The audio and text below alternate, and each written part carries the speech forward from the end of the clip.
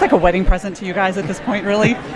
It's incredible. I mean, we walked in not knowing what to expect, and I think we're still a little bit in awe. Yeah, looking around, look at that. It's crazy. I know. We got to walk totally over crazy there. It's to almost see that. It really is. I mean, that's us walking up the stairs, and you know, that's one of the memories that we'll take with us. Walking up the stairs of the Supreme Court and walking down the stairs of the Supreme Court when you're a litigant in one of these lawsuits is such a powerful thing. I mean, they only take 10% of the cases that they get every year. So to know that we were able to get there and do something so positive for the state of California, 38 million people, largest state in the country, now has full marriage equality. They say as California goes, so goes the nation. So we hope that that'll mean good things for the rest of the country, and we've seen that in the last year. You know, I think we wait on those accolades till later because there's a lot more work to be done. And we also are reminded of the heroes that came before us.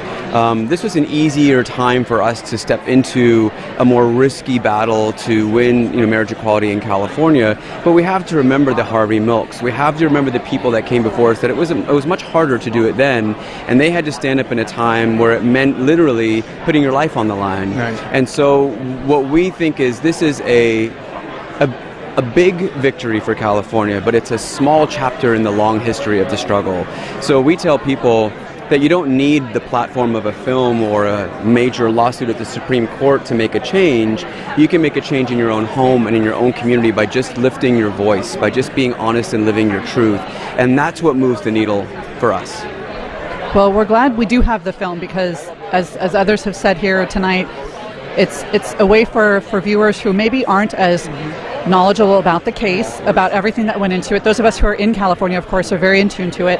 But this is great for other states and other countries, really, to get an exposure to this. That's absolutely true, and that's something we think of and something we're very proud of the film because we think it has a really good message. Because when you distill it all down, this movie is really a love story. It's a love story of two couples, and if we can reach someone who's sitting in their bedroom, a young boy or a young girl who is struggling with their sexuality, is struggling with maybe their familial situation, they can watch this movie and have hope.